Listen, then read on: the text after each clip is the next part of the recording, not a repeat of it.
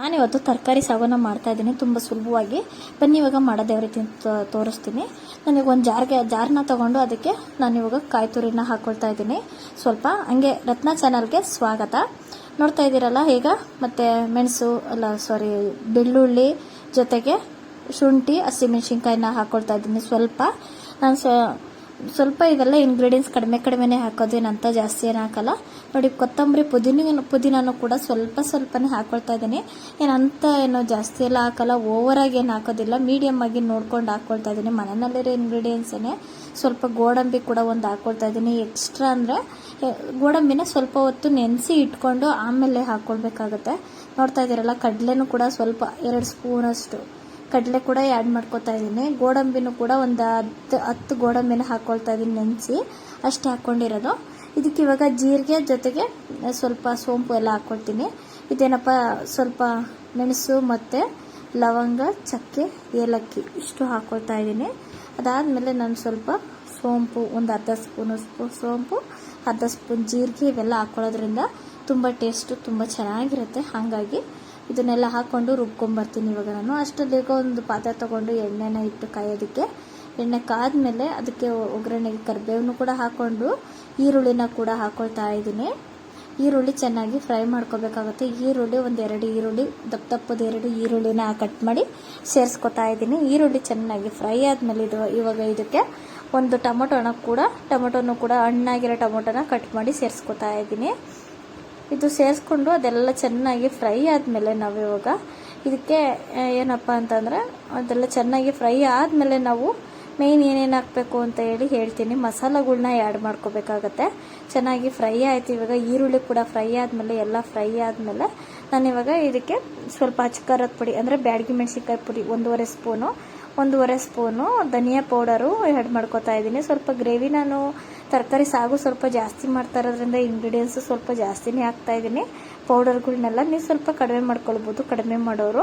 ನೋಡ್ತಾ ಇದ್ದೀರಲ್ಲ, ಇವಾಗ ನಾನು ಒಂದು 1/4 ಟೀ ಸ್ಪೂನಷ್ಟು ಅರಿಶಿನ ಪುಡಿನೂ ಕೂಡ ಹಾಕ್ಕೊಂಡು ಇದಕ್ಕೇನೆ ಇವಾಗ ಹಸಿ ಬಟಾಣಿ ಹಾಕ್ಕೊಳ್ತಾ ಇದ್ದೀನಿ. ಹಸಿ ಬಟಾಣಿ ಹಾಕೋದ್ರಿಂದ ಟೇಸ್ಟ್ ತುಂಬ ಚೆನ್ನಾಗಿರುತ್ತೆ ಅಂತ ಹೇಳಿ ನಾನು ಇವಾಗ ಇದಕ್ಕೆ ಆಲೂಗಡ್ಡೆ ಹಾಕ್ಕೊಳ್ತಾ ಇದ್ದೀನಿ. ಅದಕ್ಕೆ ಕ್ಯಾರೆಟ್ ಕೂಡ ಹಾಕ್ಕೊಳ್ತಾ ಇದ್ದೀನಿ. ತರಕಾರಿಗಳು ಏನೇನು ಬೇಕು ಎಲ್ಲ ಹಾಕ್ಕೊಳ್ಳಿ, ನೀವು ಇದೇ ತರಕಾರಿನೇ ಹಾಕಬೇಕು ಅಂತ ಏನಿಲ್ಲ. ಸ್ವಲ್ಪ ಅವರೆಕಾಳು ಹಾಕಿದ್ದೀನಿ. ಜೊತೆಗೆ ಹುಳ್ಳಿಕಾಯಿನೂ ಕೂಡ ಹಾಕ್ಕೊಳ್ತಾ ಇದ್ದೀನಿ, ಸಣ್ಣದಾಗಿ ಕಟ್ ಮಾಡಿ. ಎಲ್ಲವನ್ನು ಇಷ್ಟು ತರಕಾರಿ ಹಾಕಿದ್ದೀನಿ ನಾನು. ನೀವು ಬೇಕಿದ್ರೆ ಇನ್ನೂ ಸ್ವಲ್ಪ ತರಕಾರಿಗಳನ್ನೆಲ್ಲ ಏನಾದರೂ ಈ ಗೆಡ್ಡೆಕೋಸು ಇದೆಲ್ಲ ಕೂಡ ಹಾಕ್ಕೊಳ್ಬೋದು. ನಾನು ಮಾಮೂಲಿ ಇಷ್ಟು ತರಕಾರಿಗೆ ಮಾತ್ರ ಹಾಕ್ಕೊಂಡಿದ್ದೀನಿ. ಇವಾಗ ರುಬ್ಬಿರೋ ಮಸಾಲ ರುಬ್ಕೊಂಡಿದ್ವಲ್ಲ, ಅದನ್ನು ಇತ್ತಲ್ಲ ಅಲ್ಲಿ, ಅದನ್ನು ಕೂಡ ಹಾಕ್ಕೊಂಡು ರುಬ್ಬಿರೋದನ್ನು ಹಾಕ್ಕೊಂಡು ಮಿಕ್ಸ್ ಮಾಡ್ಕೊತಾ ಇದ್ದೀನಿ. ನೋಡ್ತಾ ಇದ್ದೀರಲ್ಲ, ಹಂಗೆ ರತ್ನ ಚಾನಲ್ನ ಯಾರೆಲ್ಲ ನೋಡ್ತಾ ಇದ್ರೆ ಇನ್ನೂ ಸಬ್ಸ್ಕ್ರೈಬ್ ಮಾಡ್ಕೊಳ್ತೀರಾ, ಹಂಗೆ ನೋಡ್ತಾ ಇದ್ರೆ ಈಗಲೇ ತಪ್ಪದೆ ಸಬ್ಸ್ಕ್ರೈಬ್ ಮಾಡ್ಕೊಳ್ಳಿ. ಕೊನೆಯವರೆಗೂ ವಿಡಿಯೋ ನೋಡಿ, ಯಾರು ಎಲ್ಲೂ ವಿಡಿಯೋ ಸ್ಕಿಪ್ ಮಾಡಿದ್ದೀರಾ. ನೋಡ್ತಾ ಇದ್ರಲ್ಲ, ತುಂಬ ಚೆನ್ನಾಗಿದೆ ಈ ಗ್ರೇವಿ ಅಂತೂ. ಅಂದರೆ ಕುರ್ಮಾ ಅಂತನಾದರೂ ಅಂದ್ಕೊಳ್ಬೋದು, ಇಲ್ಲ ಅಂತಾದರೆ ಸಾಗು ಕೂಡ ಅಂದ್ಕೊಳ್ಬೋದು. ತರಕಾರಿ ಸಾಗು ತೀರಾ ಗಟ್ಟಿ ಬೇಡ, ಇಲ್ಲ ಸ್ವಲ್ಪ ತೆಳುವಾಗೇ ಇರಬೇಕು ಒಂಚೂರು ಅಂತ ಅನ್ನೋರು ಸ್ವಲ್ಪ ನೀರನ್ನ ಹಾಕ್ಕೊಳ್ಳಿ. ನಾನು ಸ್ವಲ್ಪ ಗಟ್ಟಿನೇ ಮಾಡ್ಕೊಂಡಿದ್ದೀನಿ. ಇದು ಎಲ್ಲ ಕಡಲೆ ಮತ್ತು ಗೋಡಂಬಿ ಎಲ್ಲ ಹಾಕಿ ರುಬ್ಬಿರೋದ್ರಿಂದ ಸ್ವಲ್ಪ ಜಾಸ್ತಿ ಗಟ್ಟಿನೇ ಆಗುತ್ತೆ. ನೋಡಿಕೊಂಡು ಮೀಡಿಯಮ್ ಆಗಿ ನಿಮಗೆ ಎಷ್ಟು ಬೇಕು ನೋಡಿಕೊಂಡು ನೀರನ್ನ ಹಾಕ್ಕೊಳ್ಳಿ. ಒಂದು ಹದ ಮಾಡಿಕೊಂಡು ನಾವು ಕುಕ್ಕರ್ ಕ್ಯಾಪ್ನ ಕ್ಲೋಸ್ ಮಾಡ್ಕೊಂಡು 1 ವಿಜಲ್ ಕೂಗಿಸ್ಕೊಂಡ್ರೆ ಸಾಕಾಗ್ಬಿಡುತ್ತೆ.